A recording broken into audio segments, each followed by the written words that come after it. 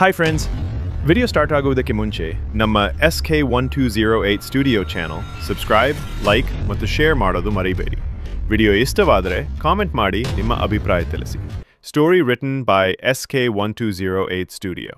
Enjoy! ಸೋಮಪುರದ ಜನರ ಬದುಕು ನರಕವಾಯಿತು. ಪ್ರತಿದಿನ ಯಾರು ಬಲಿಯಾಗಬೇಕು ಎಂಬ ಪ್ರಶ್ನೆಯೇ ಅವರ ಬದುಕನ್ನು ನುಂಗುತ್ತಿತ್ತು. ಕೆಲವರು ತಮ್ಮ ಪ್ರಾಣ ಬಲಿಯಾಗಿ ಊರನ್ನು ಉಳಿಸಿದರು. ಕೆಲವರು ಭಯದಿಂದ ಕುಟುಂಬದವರನ್ನು ತ್ಯಜಿಸಿದರು. ಜನರ ಮನಸ್ಸಿನಲ್ಲಿ ನಂಬಿಕೆ ಕಳೆದು ಹೋಯಿತು. ಒಂದು ದಿನ ಹಳ್ಳಿಗೆ ದೂರದಿಂದ ಒಬ್ಬ ತಪಸ್ವಿ ಸ್ವಾಮಿ ಬಂದು ತಂಗಿದರು. ಜನರ ದುಃಖವನ್ನು ನೋಡಿ ಅವರು ಕೇಳಿದರು, ಯಾಕೆ ನಿಮ್ಮ ಊರಲ್ಲಿ ಈ ಅಳಲು? ಯಾಕೆ ಪ್ರತಿಯೊಂದು ಮನೆಯಲ್ಲಿ ಕಣ್ಣೀರು? ಜನರು ಎಲ್ಲವನ್ನೂ ವಿವರಿಸಿದರು. ಆ ಸ್ವಾಮಿ ಗಂಭೀರವಾಗಿ ಕೇಳಿ ಕಣ್ಣನ್ನು ಮುಚ್ಚಿ ಧ್ಯಾನಕ್ಕೆ ಕುಳಿತುಕೊಂಡರು. ಸ್ವಲ್ಪ ಸಮಯದ ನಂತರ ಅವರು ಹೇಳಿದರು, ಇದು ದೇವರ ಪರೀಕ್ಷೆ. ಈ ರಾಕ್ಷಸನಿಗೆ ಮಾನವ ಬಲಿಯಿಲ್ಲದಿದ್ದರೆ ಅವನು ಶಕ್ತಿಹೀನನಾಗುತ್ತಾನೆ. ನಿಮ್ಮ ಊರನ್ನು ರಕ್ಷಿಸಲು ನೀವು ರಾಮ ದೇವಾಲಯ ಕಟ್ಟಬೇಕು. ಅದರ ದ್ವಾರದ ಬಳಿ ಆಂಜನೇಯ ಸ್ವಾಮಿಯ ದ್ವಾರಬಾಗಿಲು ನಿರ್ಮಿಸಬೇಕು. ಆಂಜನೇಯ ಸ್ವಾಮಿ ನಿಮ್ಮ ರಕ್ಷಕ. ಜನರ ಮನಸ್ಸಿನಲ್ಲಿ ನಂಬಿಕೆಯ ಕಿರಣ ಹೊಳೆಯಿತು. ಅವರು ತಕ್ಷಣ ದೇವಾಲಯ ಕಟ್ಟಲು ತೀರ್ಮಾನಿಸಿದರು.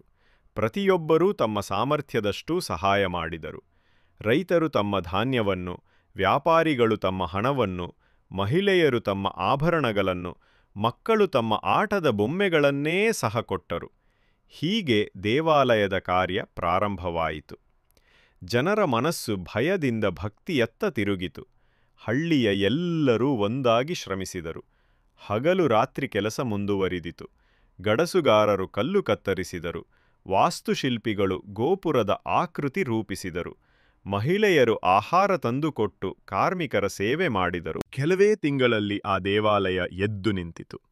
ರಾಮನ ಗರ್ಭಗುಡಿ ಪ್ರಜ್ವಲಿಸಿತು. ದ್ವಾರದ ಬಾಗಿಲಲ್ಲಿ ಆಂಜನೇಯ ಸ್ವಾಮಿಯ ಬಲಿಷ್ಠ ಪ್ರತಿಮೆ ಇಡಲಾಯಿತು.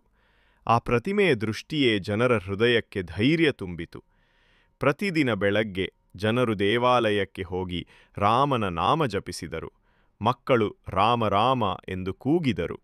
ಆಂಜನೇಯನ ದ್ವಾರದ ಬಳಿ ದೀಪ ಹಚ್ಚಿ ಭಕ್ತಿಯಿಂದ ಪ್ರಾರ್ಥಿಸಿದರು. ಆದರೆ ದೂರದಲ್ಲಿ ಕಾಡಿನ ಅಂಚಿನಲ್ಲಿ ಕುಳಿತಿದ್ದ ರಾಕ್ಷಸನು ಇದನ್ನೆಲ್ಲ ನೋಡಿ ಕೋಪದಿಂದ ಕಂಗಾಲಾಗುತ್ತಿದ್ದ. ಅವನು ತನ್ನ ಶಕ್ತಿ ಕಡಿಮೆಯಾಗುತ್ತಿರುವುದನ್ನು ಅನುಭವಿಸುತ್ತಿದ್ದ. ಅವನು ಘರ್ಜಿಸಿ ಹೇಳಿದ, ಈ ಮಾನವರು ನನ್ನನ್ನು ಮೋಸ ಮಾಡುತ್ತಿದ್ದಾರೆ. ಇನ್ನೂ ಸ್ವಲ್ಪ ದಿನಗಳಲ್ಲಿ ನಾನು ಅವರ ದೇವಾಲಯವನ್ನು ಧ್ವಂಸ ಮಾಡಿ ಊರನ್ನು ನಾಶ ಮಾಡುತ್ತೇನೆ. ಮುಂದಿನ ಕತೆ ನೆಕ್ಸ್ಟ್ ಪಾರ್ಟ್ನಲ್ಲಿ ನೋಡೋಣ. ವಿಡಿಯೋ ಇಷ್ಟ ಆಗಿದ್ದರೆ SK1208 studio YouTube channel subscribe, like and share, comment ಮಾಡಿ.